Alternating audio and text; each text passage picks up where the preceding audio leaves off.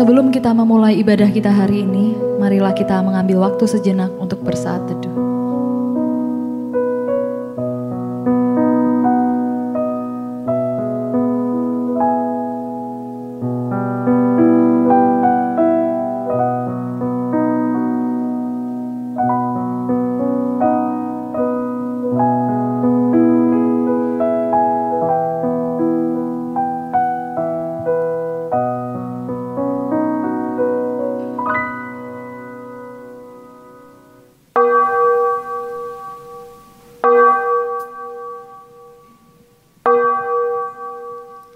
Pujilah Tuhan, hai jiwaku. Pujilah namanya yang kudus, hai segenap batinku. Pujilah Tuhan, hai jiwaku. Dan janganlah lupakan segala kebaikannya. Sungguh ayat ini adalah ayat yang indah untuk memulai ibadah kita hari ini. Di ayat ini pemazmur berkata, pujilah Tuhan, hai jiwaku. Undangan ini ditujukan kepada diri kita sendiri, bukan untuk orang lain. Dan janganlah lupakan segala kebaikannya. Biarlah seluruh penyembahan kita menjadi respon dari hati, pikiran, dan roh yang bersyukur akan kebaikan Tuhan di dalam hidup kita.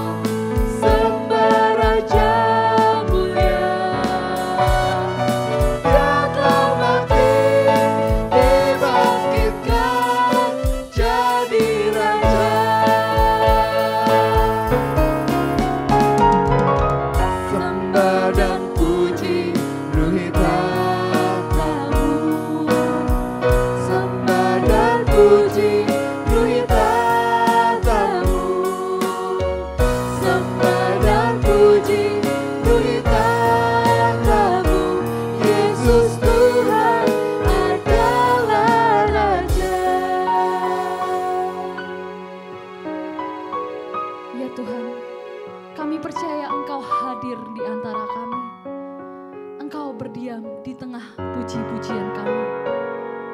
Kiranya Engkau berkenan terhadap penghormatan kami, ya Raja segala raja. Yesus kami puja, kami sembah sebagai Raja, berdiri di tengah kami, ditinggikan dan dipuji. Yesus kami puja, kami sembah sebagai Raja, berdiri di tengah kami, ditinggikan dan dipuji.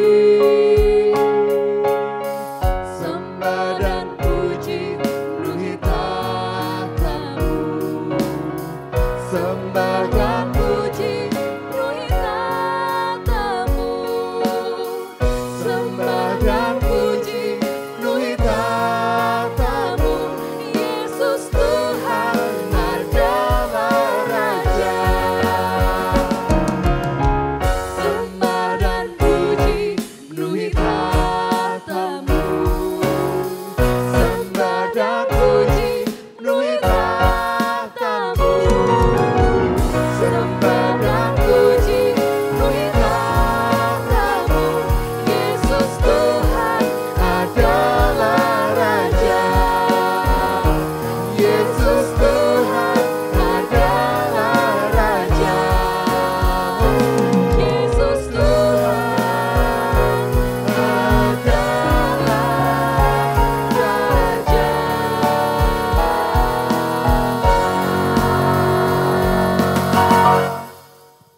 Ya Bapa, sungguh kami mengucap syukur atas kemurahan dan anugerah-Mu.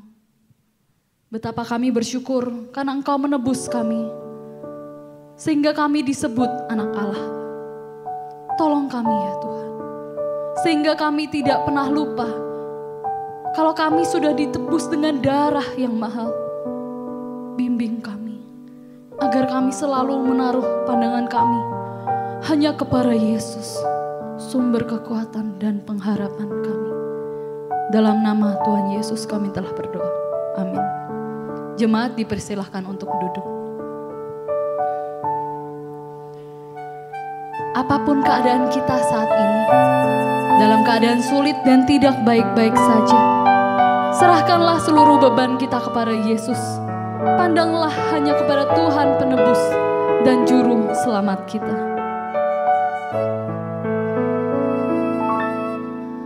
Lelah dan susahkah jiwamu, serta gelap gulitakan, pandanglah terang juru selamatmu, hidupmu kan bahagialah.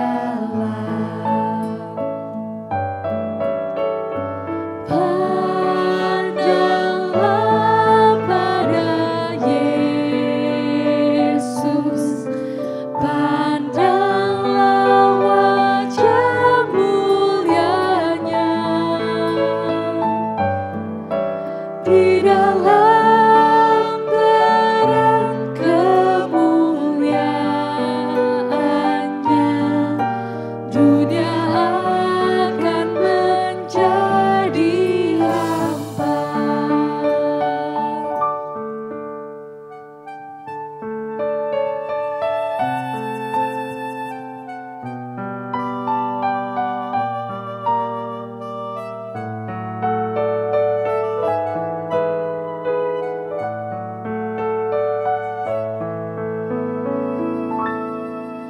Dari maut ke hidup yang kekal, ikutlah jejak Tuhanmu,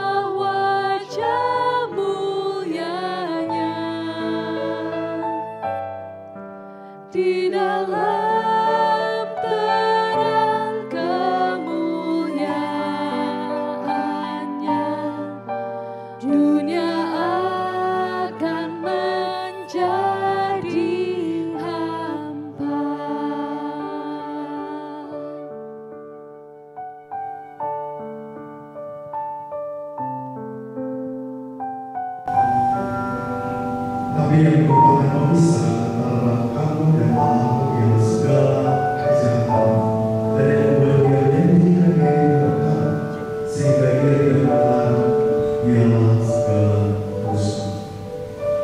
Bapak Ibu Saudara, seperti lantai yang tadi kita puji, saya mengajak kita melihat kepada Sang yang ada di depan. Membayangkan bahwa kalau bukan karena Yesus, maka kita yang ada di atas sana. Kalau bukan karena Yesus, maka kita tidak bisa hidup. Dari itu Bapak Ibu, saya mengajak kita mengambil waktu berdoa secara pribadi.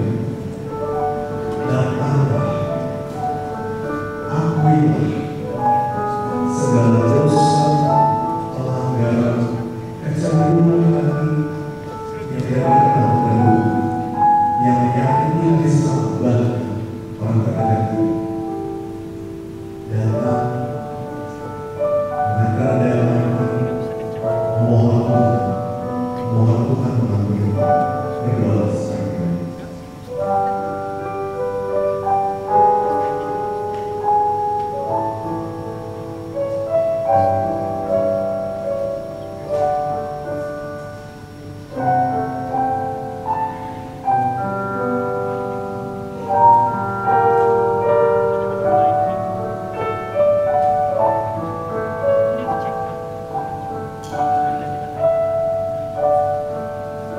Bapa kami yang bertahta di dalam sorga,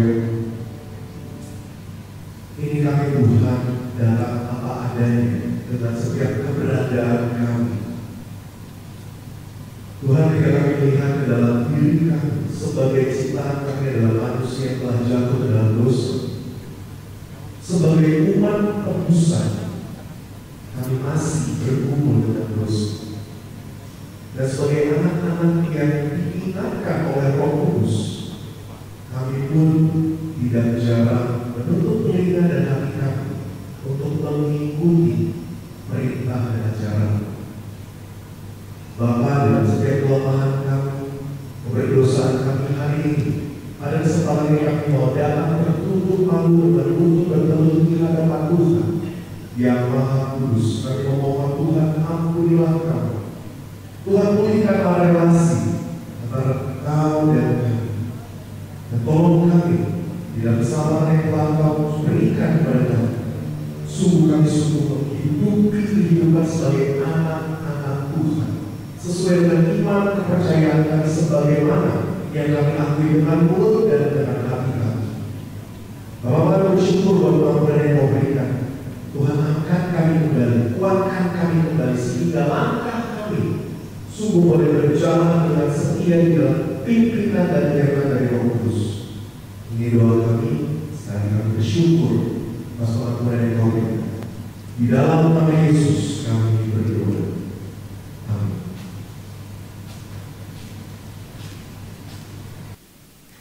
Janji pengampunan dosa diambil dari Efesus 4 ayat yang ke-32.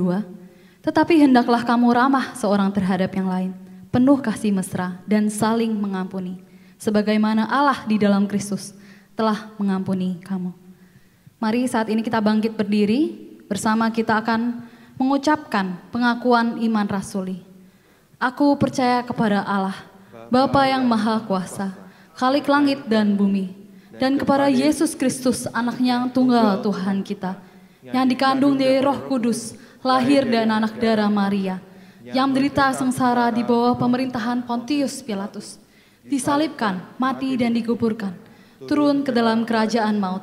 Pada hari yang ketiga, bangkit pula dari antara orang mati, naik ke surga, duduk di sebelah kanan Allah, Bapa yang Maha Kuasa, dan dari sana Ia akan datang untuk menghakimi orang yang hidup dan yang mati. Aku percaya kepada Roh Kudus, gereja yang kudus dan am, persekutuan orang kudus, pengampunan dosa, kebangkitan tubuh, dan hidup yang kekal. Amin. Kiranya ketika kita mengikrarkan pengakuan iman rasuli, kita diteguhkan kembali akan siapa Tuhan yang kita sembah dan siapa diri kita di dalamnya. Kita anak-anak Allah yang diberikan kuasa untuk menghidupi panggilannya dan menjadi bukti karya Allah, bukti kebesaran Tuhan.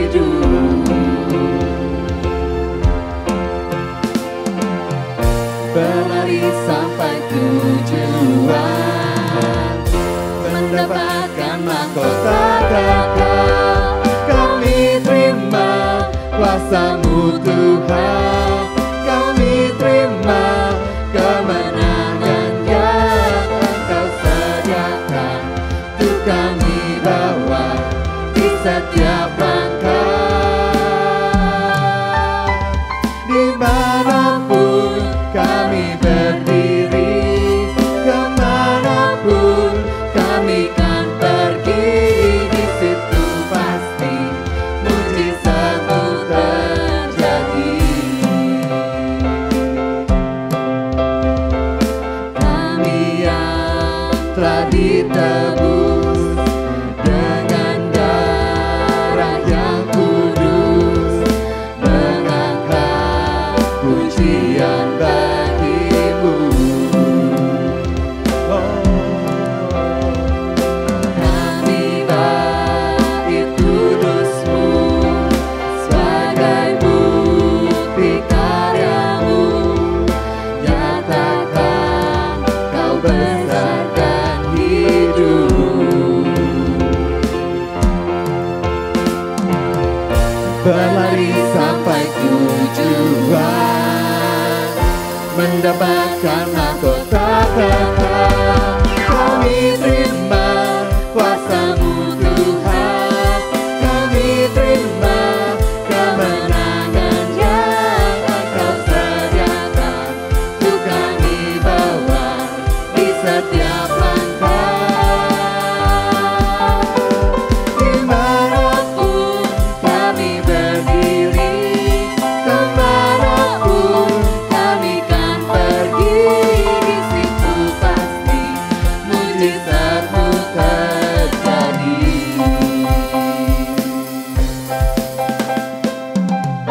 Berlari sampai tujuan, mendapatkan mahkota kekal. Kami terima kuasa-Mu Tuhan, kami terima kemenangan yang Engkau sediakan, untuk kami bawa di setiap langkah.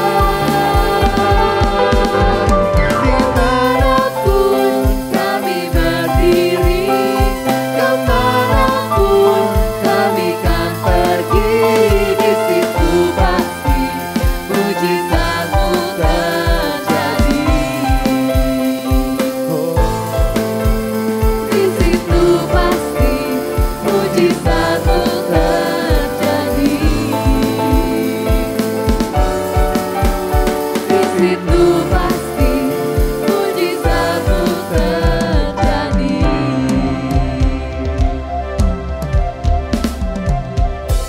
Jemaat dipersilahkan untuk duduk. Sesaat lagi kita akan mendengarkan firman Tuhan. Dan saya ingin mengundang seluruh jemaat untuk menyanyikan pujian ini dengan sikap yang berdoa. Kita memohon Roh Kudus untuk mempersiapkan hati kita agar menjadi tanah yang subur dan siap ditanami firman Tuhan.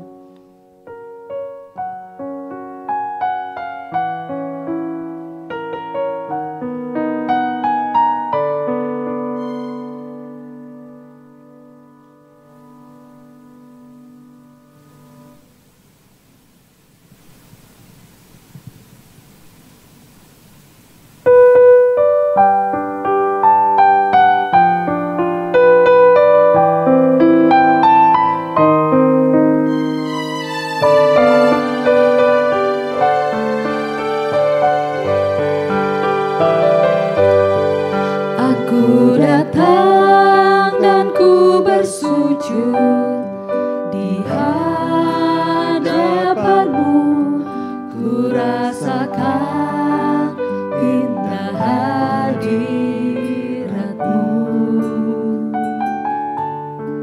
Telah ku buka mata hatiku dan seluruh jiwaku untuk ku nikmati firman-Mu. Firman-Mu yang kuasa untuk mengubah sikap hati. Firman-Mu yang tegakkan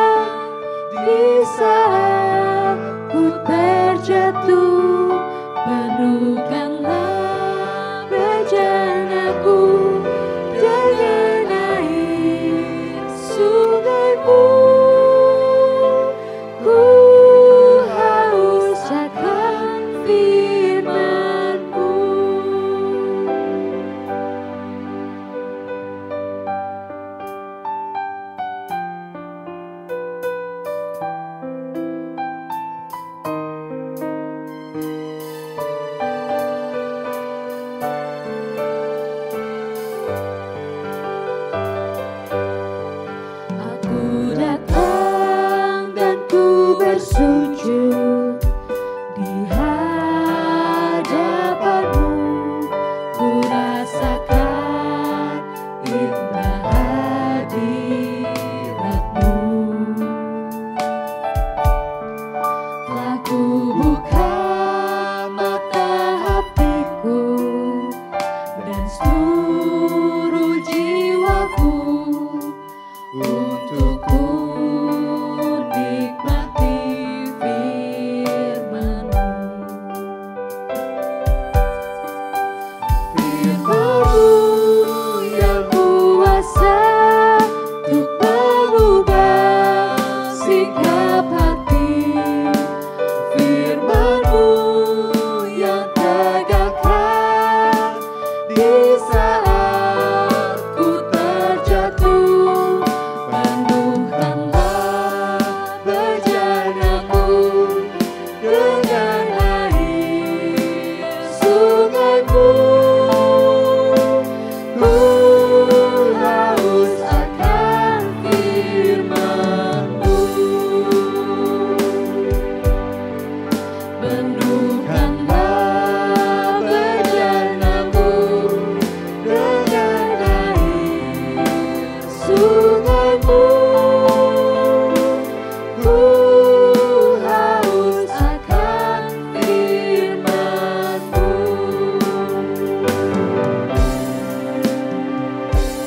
Ku haus akan firman-Mu.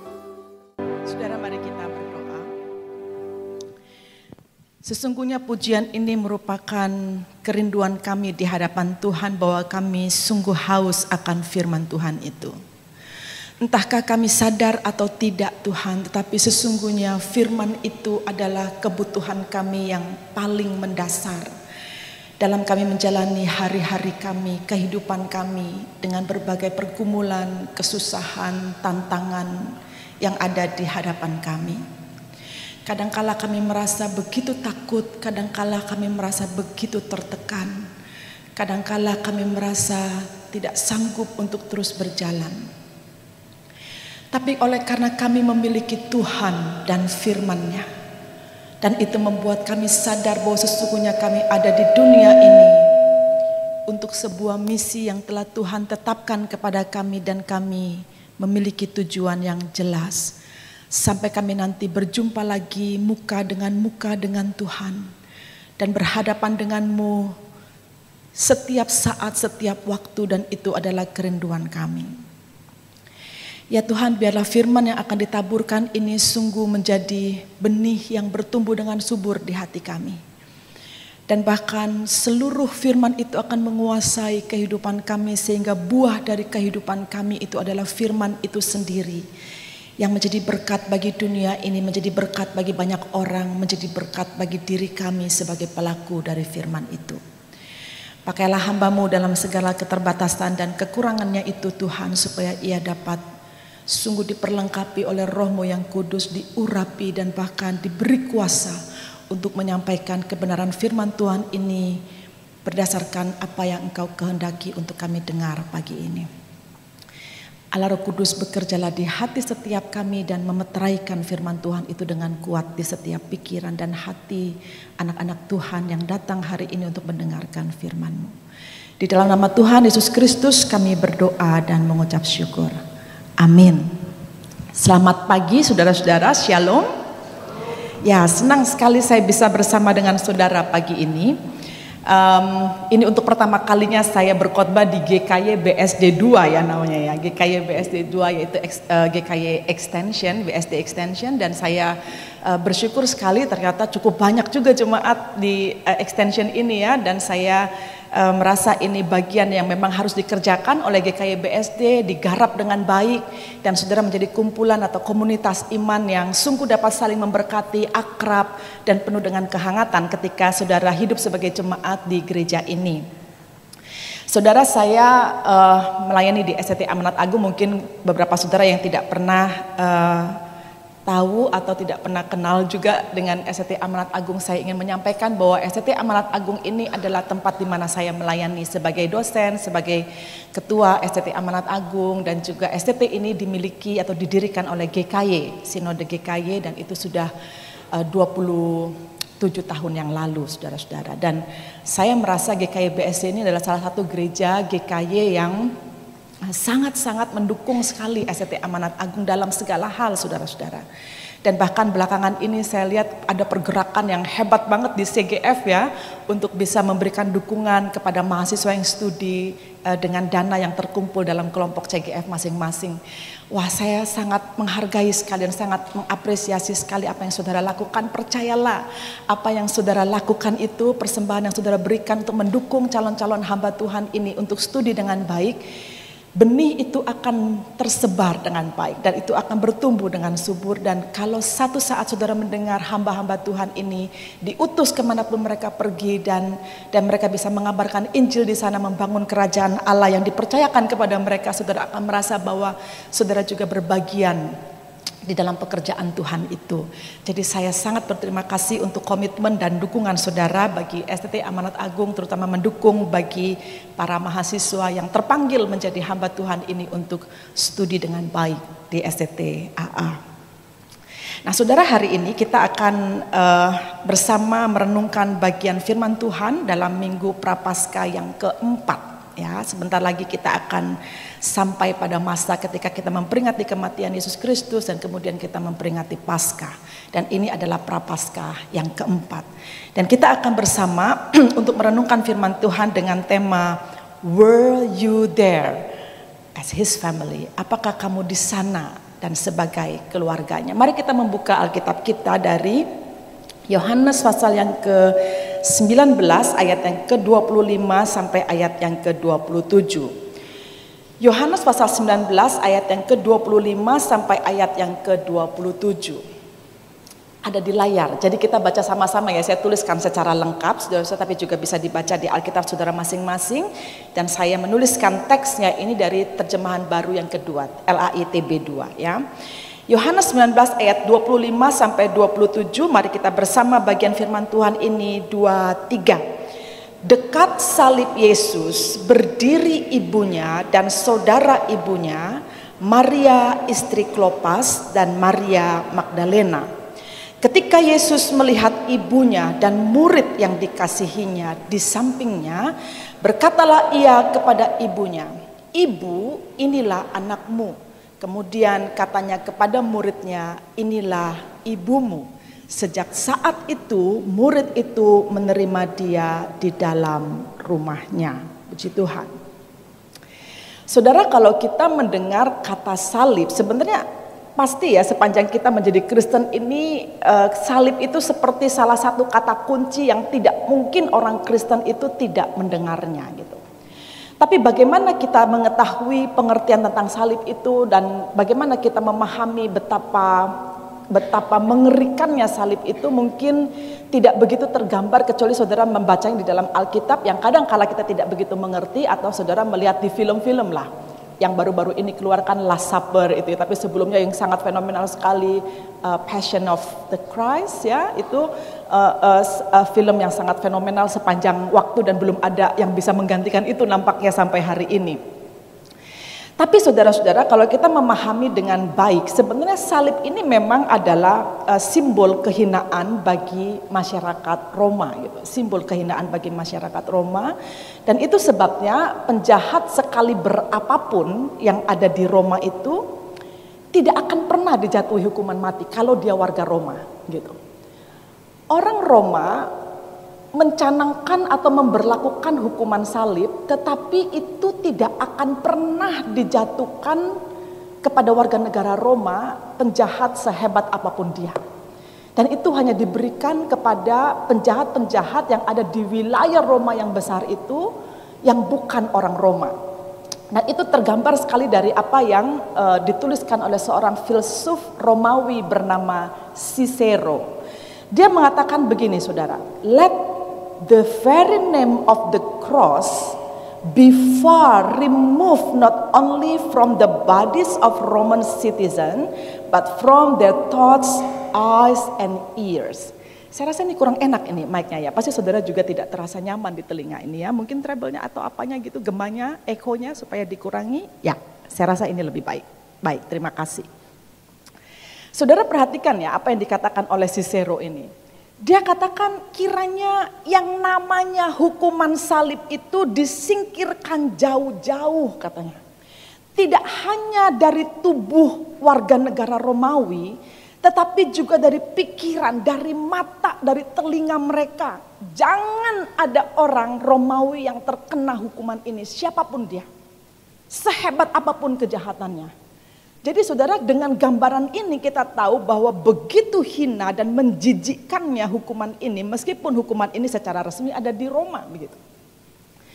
Nah saudara, pada waktu kita tahu bahwa Yesus ini dijatuhi hukuman mati selain Barabas yang juga sama-sama bukan orang Romawi, dan sudah yakin sekali bahwa satu lagi penjahat yang tidak disebutkan siapa namanya itu juga pasti bukan orang Romawi, adalah orang-orang yang dianggap pantas untuk menerima itu dan bisa dijatuhi hukuman itu secara hukum Romawi begitu.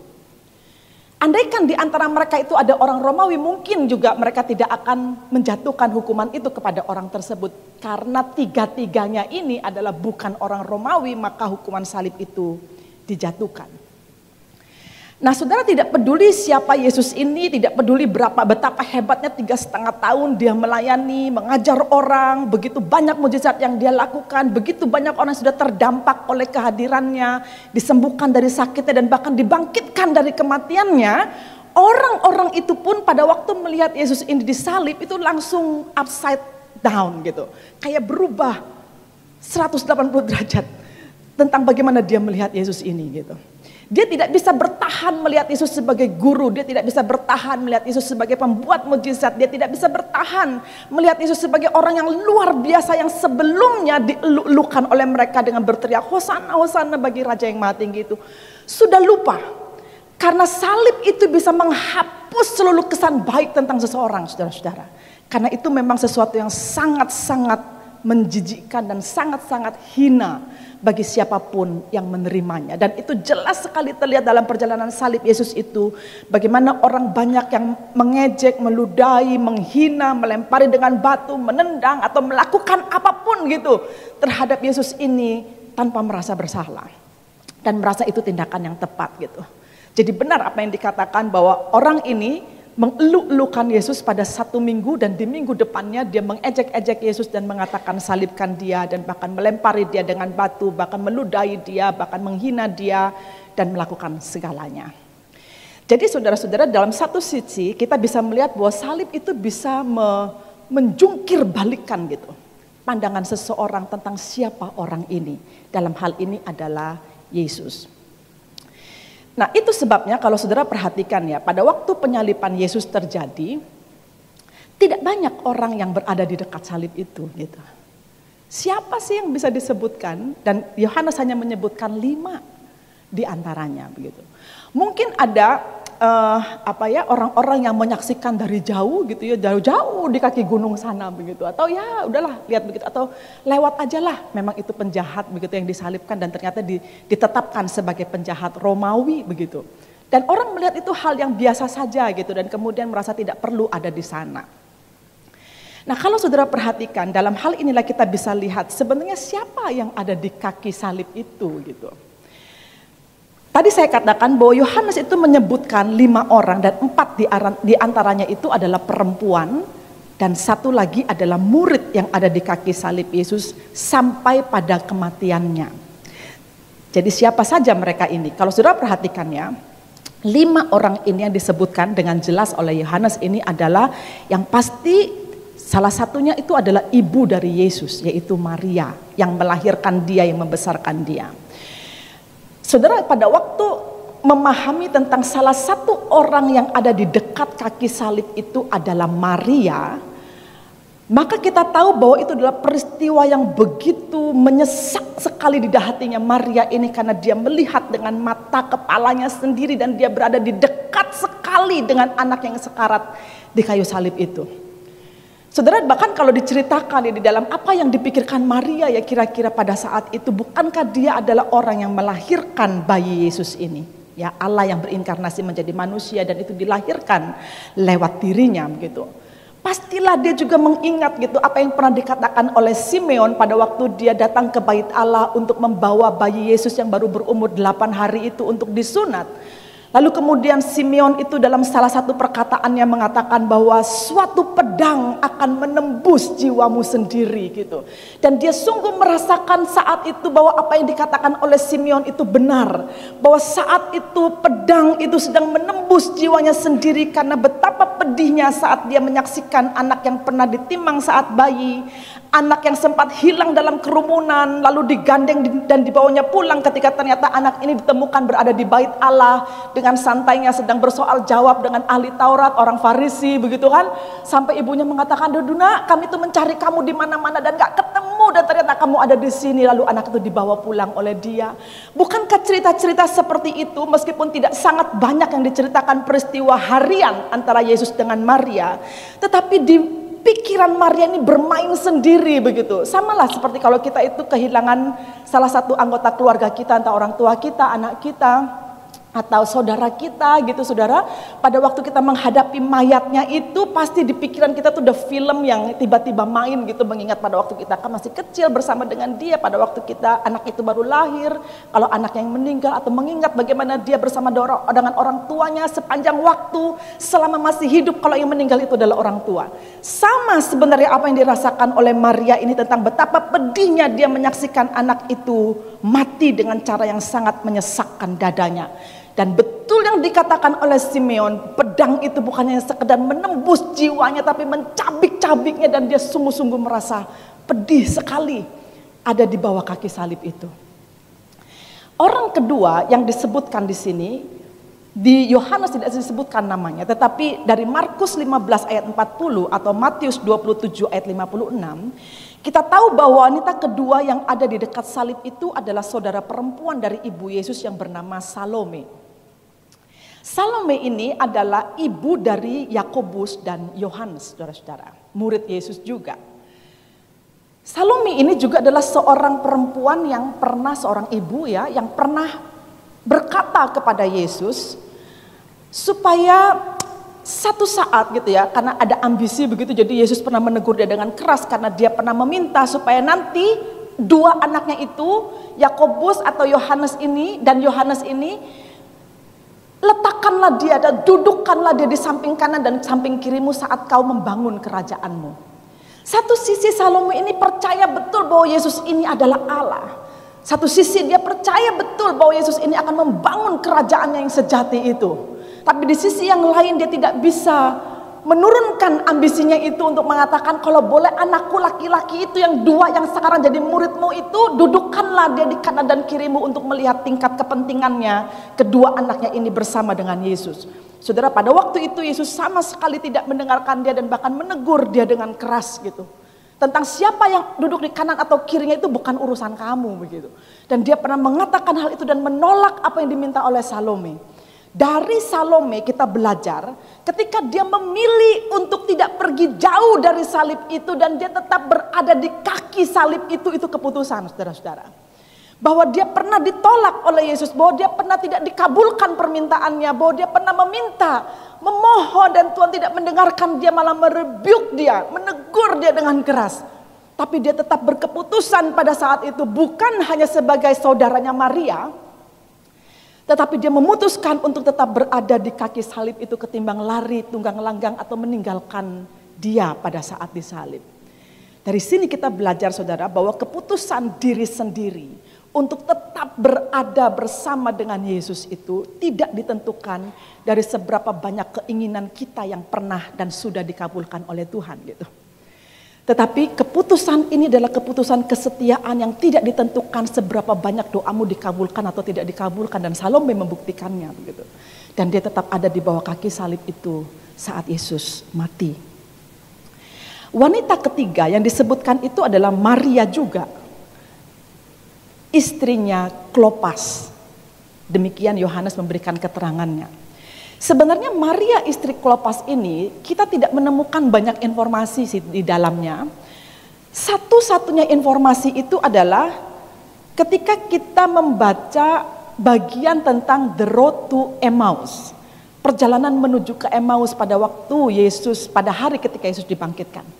Nah, disitulah nama Klopas dan kemudian disebutkan dia berjalan meninggalkan Yerusalem menuju ke Emmaus pada waktu Yesus dibangkitkan, karena mereka tidak mendengar juga bahwa Yesus bangkit dan tidak mendengar, dan mereka jalan aja sampai kemudian Yesus menemui dia di jalan itu gitu. Saya berpikir ya, istrinya Klopas ini kan, Klopasnya sih tidak disebutkan ada di bawah kaki salib itu, istrinya disebutkan ada di bawah kaki salib itu gitu. Mungkin saja terjadi apa, percakapan mungkin dengan suaminya itu, antara keyakinan dan tidak yakin gitu, sampai akhirnya kemudian dikatakan bahwa dia pergi juga meninggalkan Yerusalem dan tidak mendengar sendiri atau tidak mungkin masuk bersama dengan perempuan-perempuan lain yang datang ke kubur Yesus dan menemukan kubur itu kosong, saudara-saudara. Sehingga saya merasa begini, ada orang yang begitu dekat dengan Yesus itu, tetap saja ada satu keraguan atau benar apa enggak ya ini gitu ya, tentang perjalanannya dia bersama dengan Tuhan. Tapi orang itu ada di kaki Yesus pada saat itu. Jadi jenis-jenis orang ini memang beda-beda gitu. Apa yang menjadi pemikirannya, apa latar belakangnya, apa yang menjadi pergumulan batinnya, 5 orang ini lain-lain, saudara-saudara. Demikian juga yang digambarkan dengan wanita keempat di dalam scene tentang siapa orang-orang yang ada di kaki Yesus itu, yaitu Maria Magdalena. Saudara, mungkin kalau tentang Maria Magdalena ini kita banyak mendengar tentang dia gitu. Sehingga kalau misalnya ditanya siapa sih dia gitu, wanita keempat ini adalah Maria Magdalena, seorang yang pernah dirasuki 7 iblis dan kemudian dibebaskan oleh Yesus, itu Maria Magdalena. Seorang yang pernah mengalami begitu banyak hal yang dikuasai oleh setan di dalam dirinya dan itu dibebaskan. Dia mengalami mujizat itu.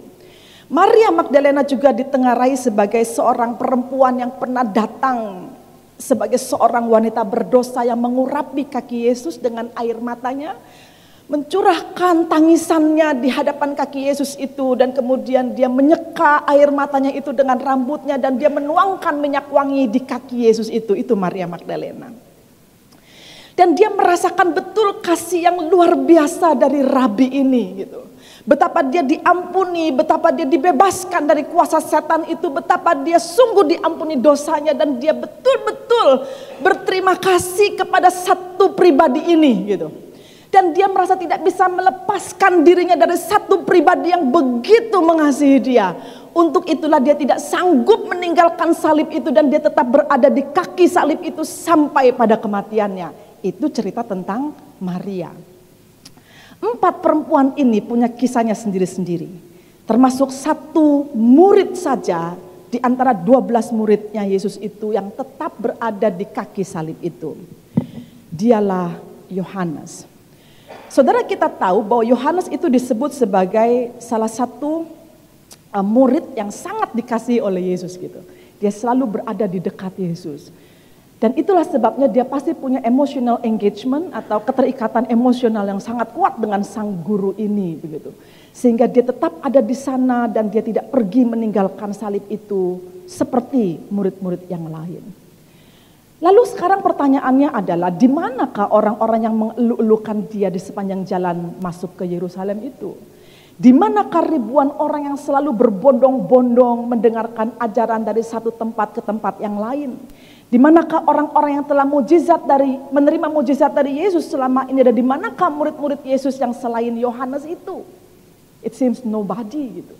Tidak ada satu orang pun dari antara semua orang yang selama ini ribuan jumlahnya itu mengingat bahwa saat itu adalah saat terpenting dalam keimanan mereka ketika dia berhadapan dengan Yesus yang disalibkan itu.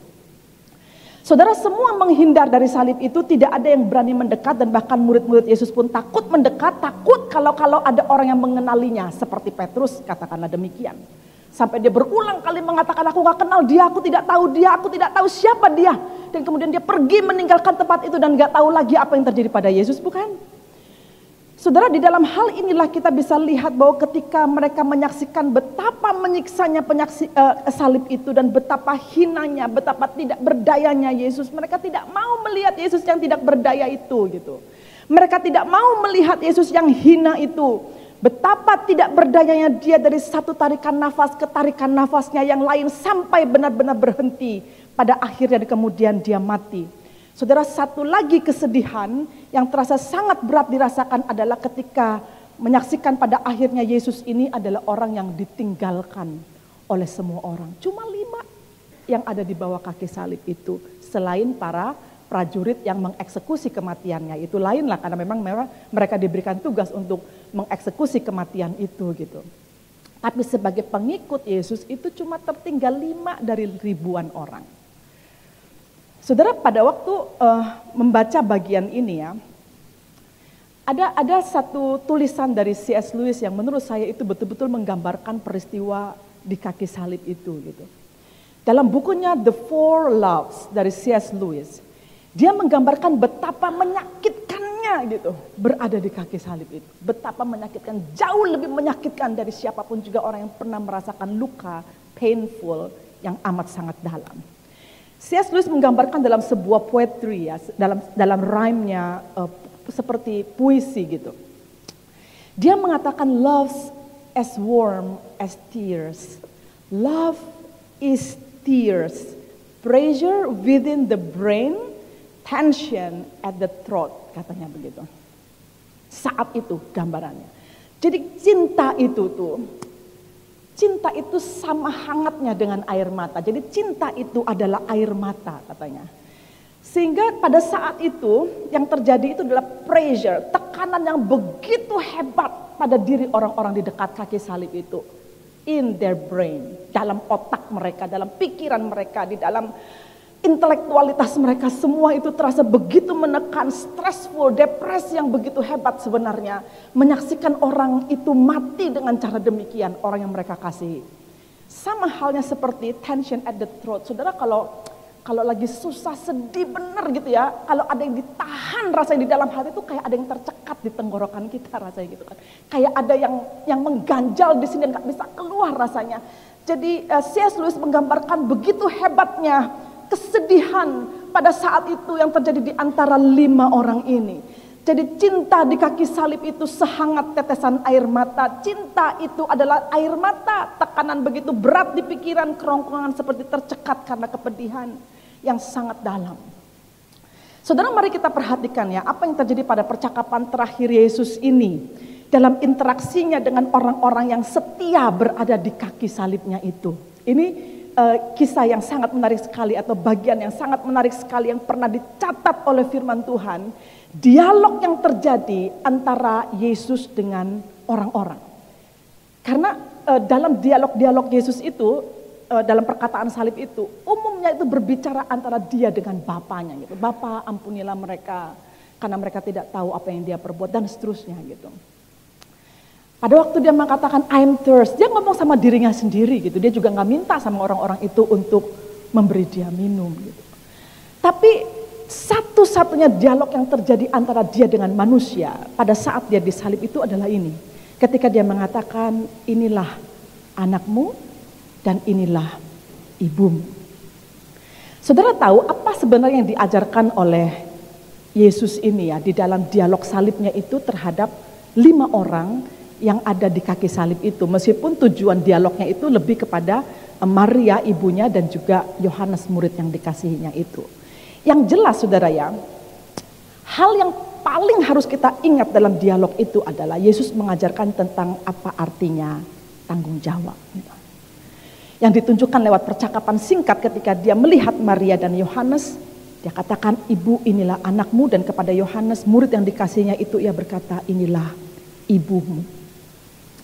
Saudara, di dalam pedih perihnya penderitaan yang dia rasakan itu dan di dalam desakan kematian yang begitu mengikat dan mengurung dia itu saudara-saudara, Yesus melihat ibunya dan muridnya dan 3 perempuan lainnya itu dan dia mengajar mereka lewat perkataan ini. Dan saudara perhatikan ya, apa yang dikatakan itu sungguh sangat luar biasa gitu. Karena ini adalah pengajaran terakhir gitu. Dan dia lakukan pada saat dia menderita begitu rupa. Ketika menggali bagian ini, ketika mempersiapkan khotbah ini, saya menemukan ada seorang penafsir bernama Ken Hughes. Dia mengatakan begini, even as he died, they were all in his heart, katanya gitu. Meskipun dia itu dalam masa kematiannya, menjelang kematiannya itu, semua orang yang di kaki salib itu betul-betul ada di dalam hatinya. Bukan hanya orang-orang yang di kaki salib itu, tapi semua orang sebenarnya. Tetapi gambarannya itu memperlihatkan orang-orang yang di kaki salib itu sungguh ada di dalam hatinya. And he who thought so perfectly of his own, in the time of his extreme suffering bears the same heart, the same depth of love in his present exaltation. Tidak ada yang berkurang dari kasihnya itu terhadap orang-orang yang dimilikinya itu, meskipun dia ada dalam penderitaan yang begitu hebat dan begitu dalam. Lalu dia katakan, he still cares intimately and completely for his own. Dia sangat-sangat mencintai dengan begitu dekat, begitu komplit, begitu sempurna siapa orang-orang yang disebut sebagai miliknya itu. And we have a Savior who loves us so deeply that when we are hurting, He will come to us without fail, katanya gitu. Dan itu menggambarkan bahwa kita ini punya seorang juru selamat yang mengasihi kita begitu dalam. Meskipun kita begitu terluka, begitu susah, begitu berat sekali hidup ini, dia akan terus datang mengasihi kita tanpa ada kegagalan sedikit pun dalam kasihnya itu. Ini gambaran Ken Hughes mengatakan, bahwa dialog itu menunjukkan betapa cintanya dia kepada orang-orang yang menjadi miliknya itu. Nah, saudara, tahukah Anda bahwa apa yang terjadi ini sangat luar biasa sekali dari apa yang dikatakan oleh Ken Hughes ini. Bahwa kepedulian Yesus kepada kita itu mewujudkan atau diwujudkan dalam bentuk tanggung jawab itu. Jadi perkataan terakhir ini menunjukkan pengajaran dia tentang tanggung jawab. Dan demikian juga dia mengajarkan bahwa orang yang mengasihi dia itu adalah orang yang harus memiliki rasa tanggung jawab antara satu dengan yang lain gitu. Karena ini kayak penyerahan gitu. Menyerahkan ibunya kepada muridnya ini. Sehingga dia meminta muridnya ini untuk bertanggung jawab atas ibunya itu, saudara-saudara. Sebenarnya ini hal yang sangat penting sekali untuk mempelajari apa artinya kasih itu, saudara-saudara. Kita selalu mengatakan ya, ajaran Kristen ini luar biasa sekali soal kasih gitu. Kita dikasihi oleh Tuhan, kita yang berdosa diampuni, kita yang jahat kemudian Tuhan bawa kita masuk ke dalam pengampunannya, anugerahnya yang besar. Kita banyak sekali ngomong soal kasih Tuhan gitu. Tapi ketika kita ngomong soal kasih Tuhan ini, kita suka lupa bahwa sebenarnya Tuhan melekatkan kasih itu dengan apa yang disebutnya dengan tanggung jawab. Dia tahu muridnya ini sangat mengasihi dia. Dia tahu dia juga sangat mengasihi muridnya itu gitu. Dia sangat mengasihi ibunya dan ibunya juga sangat mengasihi dia. Tapi pada waktu dia meninggalkan kedua orang yang sangat dikasihinya itu, dia meletakkan tanggung jawab masing-masing di antaranya. Saudara, dalam hal ini kita sering lupa bahwa kasih itu melekat dengan tanggung jawab. Kita cuma mau kasihnya tapi tidak mau tanggung jawabnya gitu. Sama halnya seperti kalau kita mengikut Tuhan gitu. Berapa banyak sih orang yang bisa bertanggung jawab atas keselamatan yang Tuhan berikan kepada dia dengan dia menyerahkan hidupnya untuk mau terlibat melayani Tuhan, menjalankan misi Tuhan, menjalankan hidupnya dengan benar di dunia ini, mengorbankan apapun demi Kristus gitu. Berapa banyak gitu. Saudara, paling pol itu ya orang-orang Kristen ini yang average gitu, yang rata-rata, ya udahlah yang penting datang ke gereja gitu. Lebih dari itu tidak ada lagi yang bisa dilakukan. Meminta seseorang untuk terlibat dalam pelayanan itu terasa begitu sulit sekali. Padahal melayani itu adalah bagian dari tanggung jawab. Dan itu melekat dengan hukum kasih itu yang diberikan kepada kita oleh Tuhan. Kita melihat kasihnya tapi kita melupakan tanggung jawabnya. Dan pada akhirnya Yesus mengatakan bahwa kasih itu adalah sesuatu yang bernilai tanggung jawab yang besar. Saudara, di dalam hal ini kita kan sering mengatakan ya. Misalnya dalam hubungan kita dengan sesama orang percaya. Kita suka bilang gini, yang penting saya udah kasih tahu, kalau dia gak mau dengar ya udah itu urusan dialah gitu. Perkataan ini sepertinya mengatakan gini, yang penting aku udah ngomong ya sampai pada batas ini. Tapi lebih dari itu aku gak mau gitu. Kita tidak peduli orang itu jatuh atau tidak, orang itu lemah imannya atau tidak, orang itu datang atau tidak ke gereja, kita tidak saling memperhatikan gitu.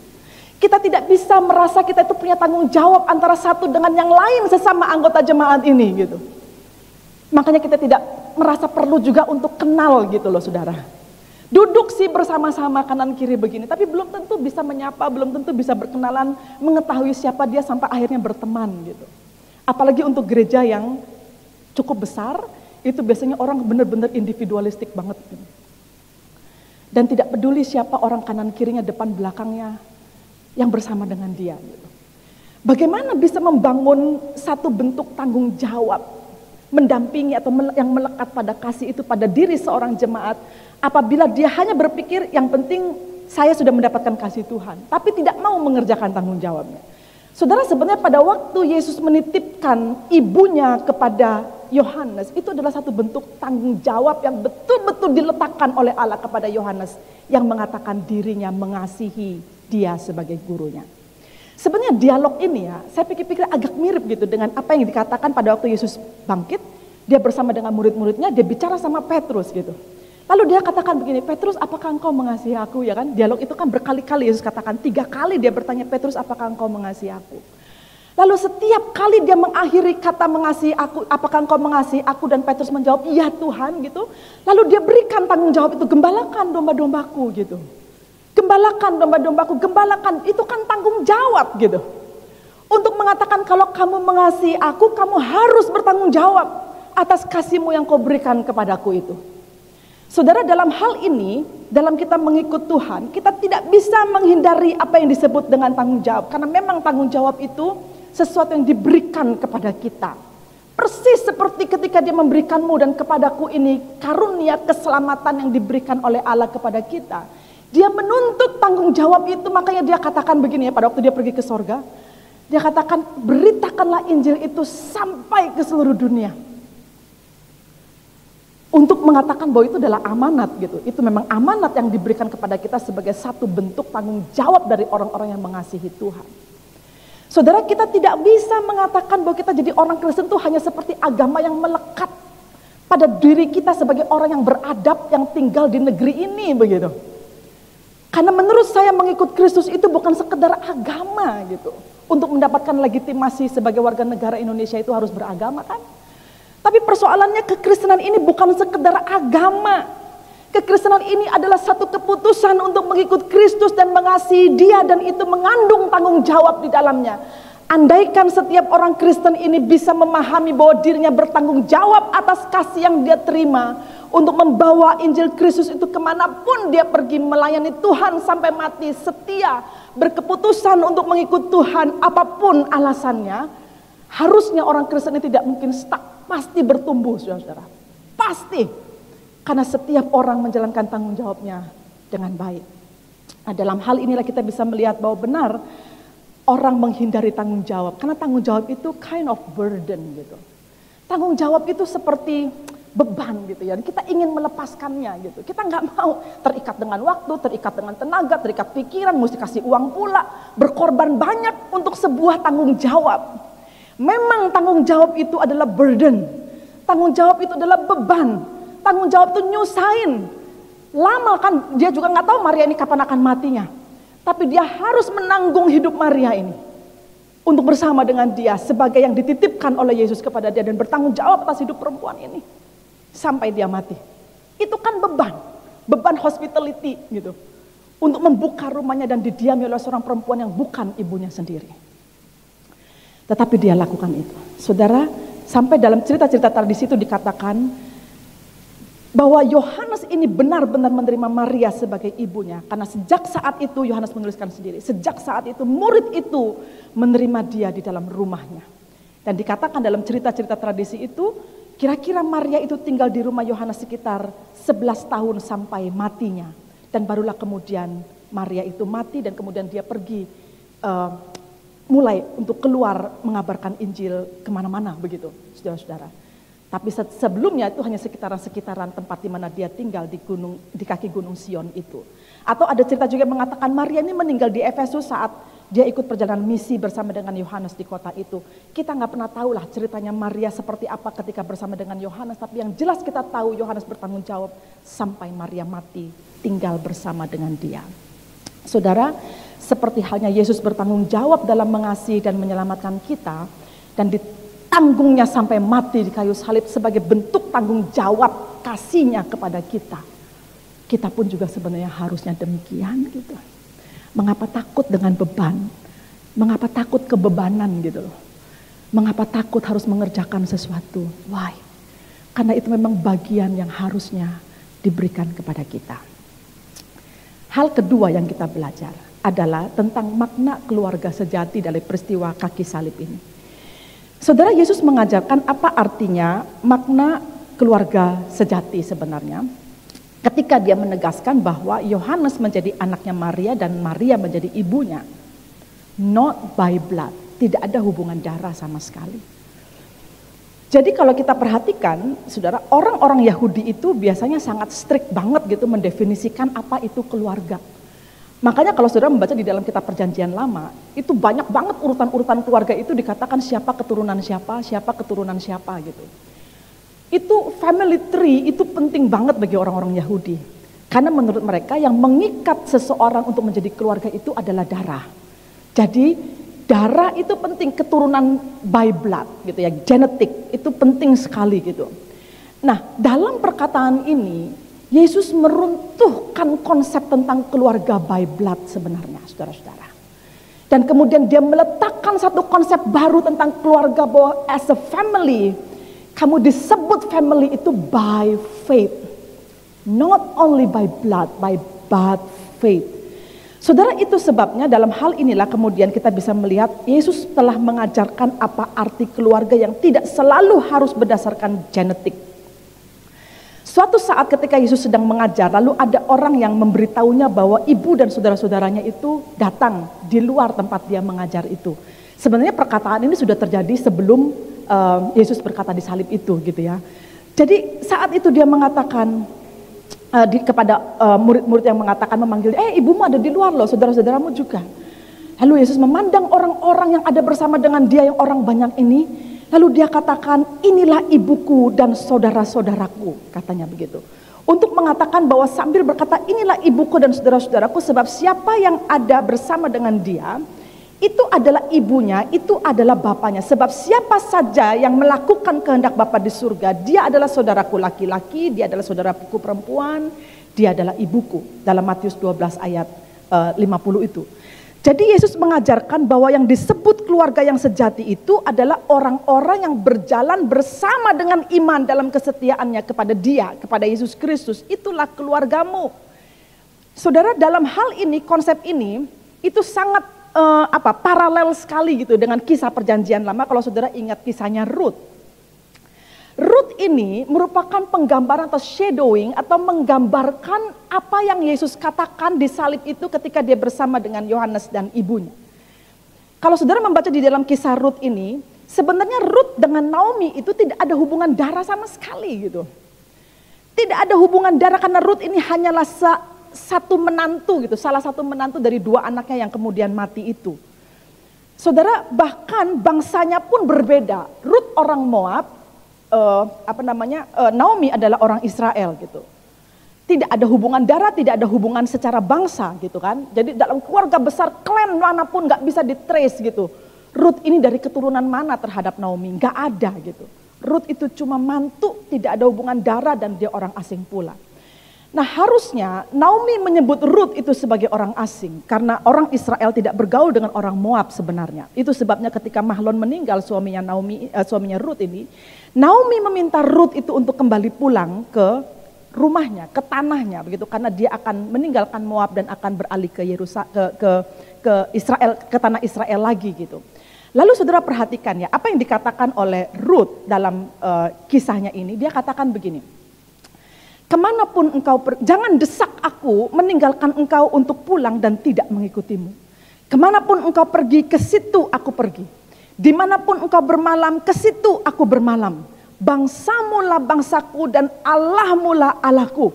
Saudara tahu ini adalah pernyataan kasih perjanjian yang kemudian disebut dengan covenantal love. Kasih perjanjian yang ada di antara umat yang disatukan oleh Allah menjadi satu keluarga gitu. Tidak ada hubungan darah sama sekali.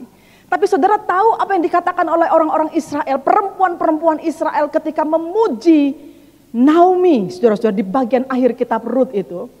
Ketika Rut kemudian menikah dengan Boaz dan melahirkan anak yang bernama Obed itu. Dan kemudian Naomi menatang atau menggendong anak itu di pangkuannya. Dengan begitu bangga dia bisa mengatakan bahwa Rut ini adalah seorang yang betul-betul luar biasa sebagai anak yang dia kasih. Dan perempuan-perempuan Israel itu mengatakan gini, Rut itu lebih berharga dari 7 anak laki-laki. Katanya gitu. Sebagai anaknya Naomi. Yang bukan karena darah.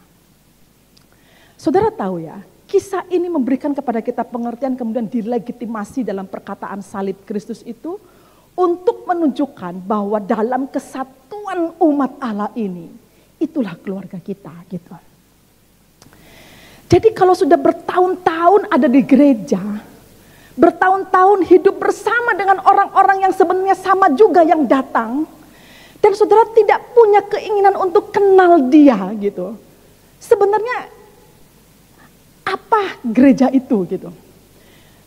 Keinginannya itu untuk bertengkar bahkan. Keinginannya itu untuk saling menyalahkan. Keinginannya untuk berselisih paham. Keinginannya itu untuk pecah antara satu jemaat dengan jemaat yang lain. Heran sekali sebenarnya ekspresi anak-anak Tuhan ini di dalam berjemaat gitu.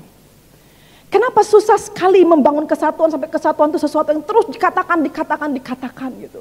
Padahal kalau kita tahu kesatuan umat sebagai satu keluarga itu adalah konsep dasar orang bergereja.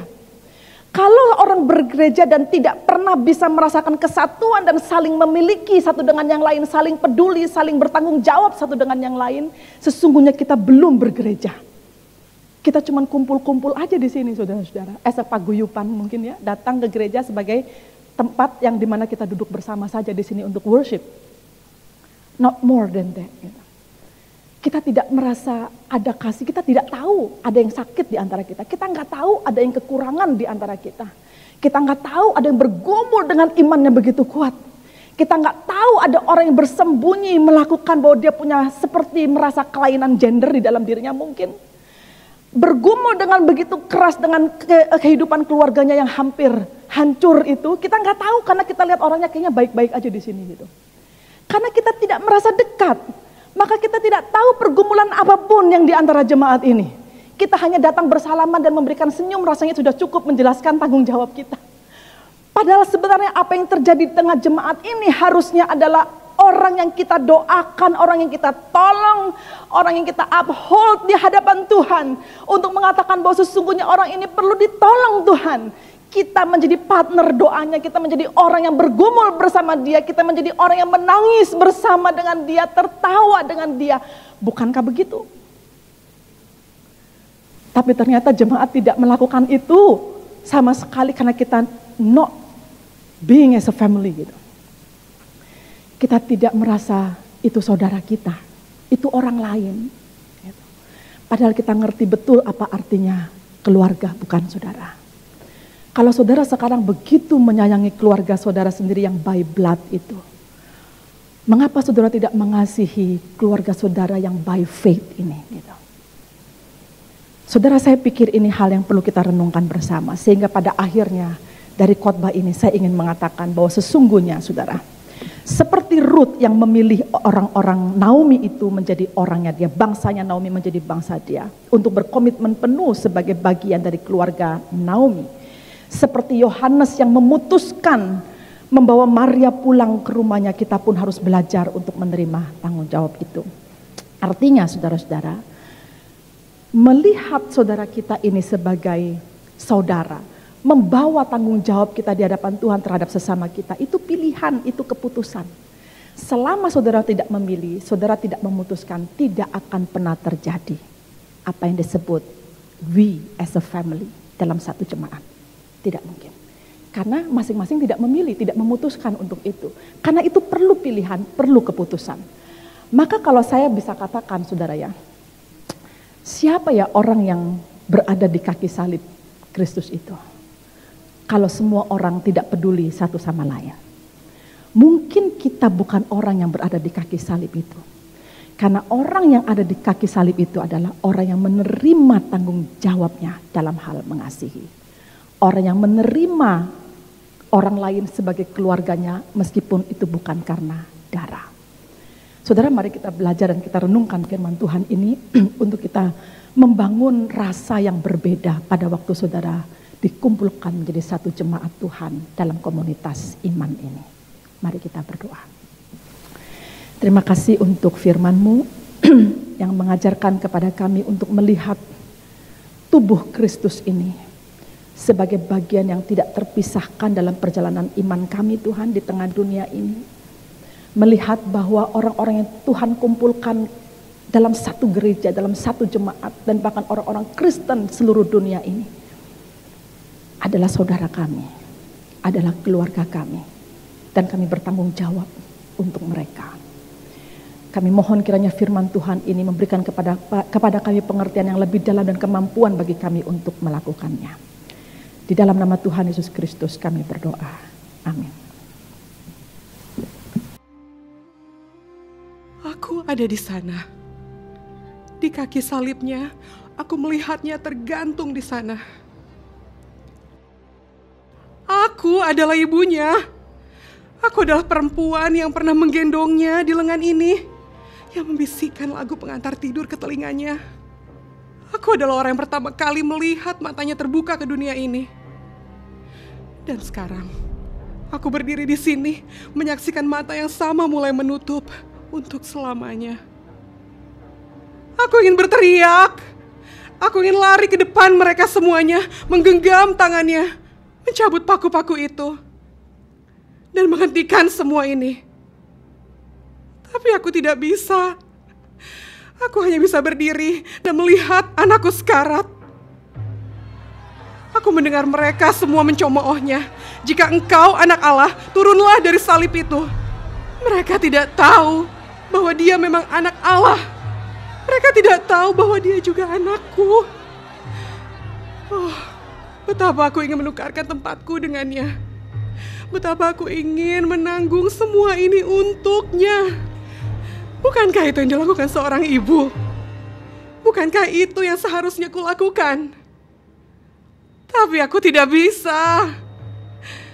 Aku hanya bisa berdiri, menunggu, menangis, dan mendengarkan suara napasnya yang semakin lemah. Dan kemudian ia menoleh ke arahku. Meskipun darah mengalir dari dahinya, ia masih melihatku.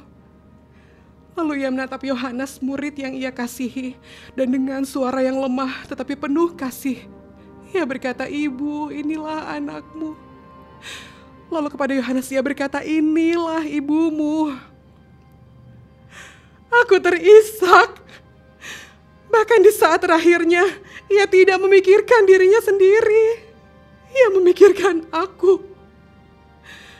Tapi, bagaimana aku bisa menerima penggantinya? Bagaimana aku bisa hidup setelah ini? Karena aku di sana sebagai keluarganya.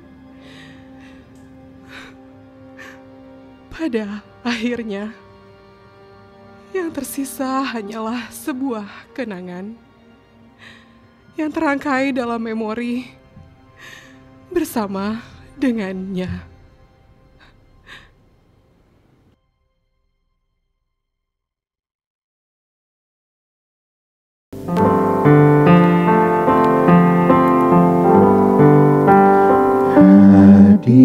Hadirkan waktu Tuhan disalib.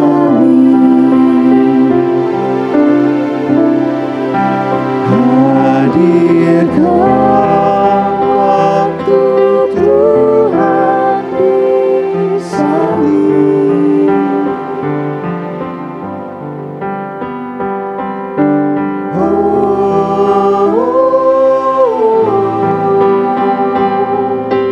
Itu membuat aku gentar, gentar, gentar. Hadirkan waktu Tuhan disalib.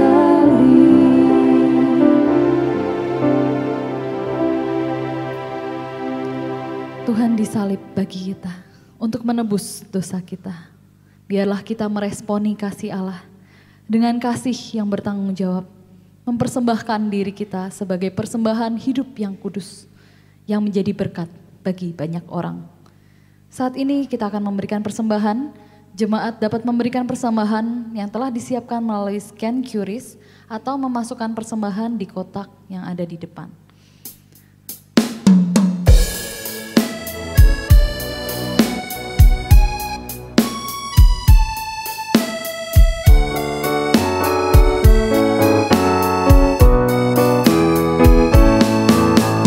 Di dalam dunia yang penuh liku, banyak yang keluh kesah. Bawa tangga ke tempat bab itu yang susah dihiburkan. Jadikan aku saluran berkat dan pemancar kasih Kristus.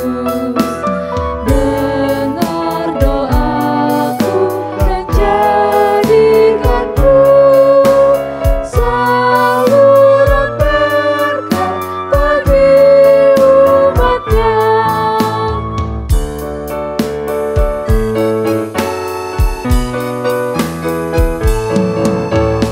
Beritakan tentang kasih Tuhanmu, tentang pengampunannya. Bawalah mereka kepadanya dengan saksi hidupmu. Mari kita bangkit berdiri. Jadikan aku saluran berkat dan pemancar kasih Kristus. Dengar doaku dan jadikanku saluran berkat bagi umatnya. Jadikan aku saluran berkat dan pemancar kasih Kristus. Dengar doaku dan jadikanku saluran berkat bagi umatnya. Mari kita berdoa. Ya Tuhan, terima kasih Tuhan untuk firman hari ini Tuhan yang boleh mengingatkan kami bagaimana kami boleh menjadi saluran berkat bagi sekeliling kami. Dan juga kami boleh menjadi punya kasih dan bertanggung jawab atas sekeliling kami Tuhan. Terima kasih Tuhan untuk kesempatan kami boleh memberikan persembahan kepada Tuhan. Dan inilah doa kami, dalam nama kami saya berdoa. Amin.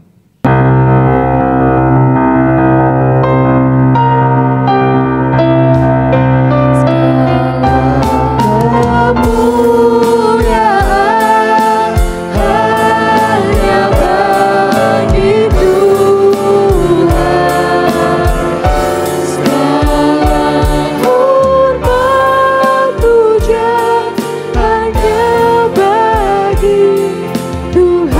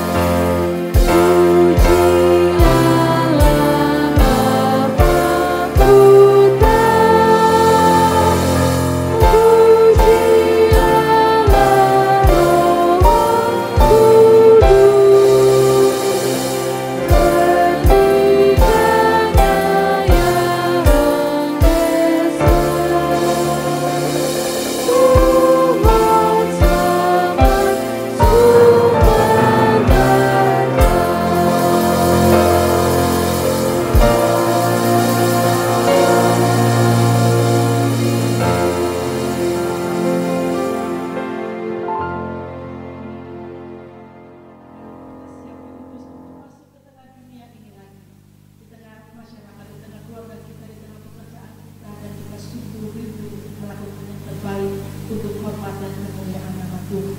Maka pergilah dan terimalah berkat dari Tuhan. Kiranya kasih karunia dari Tuhan Yesus Kristus, kasih sayang dari Allah Bapa, penghiburan persekutuan oleh Roh Kudus akan tinggal bersama dengan saudara sekalian, kini dan selamanya. Amin.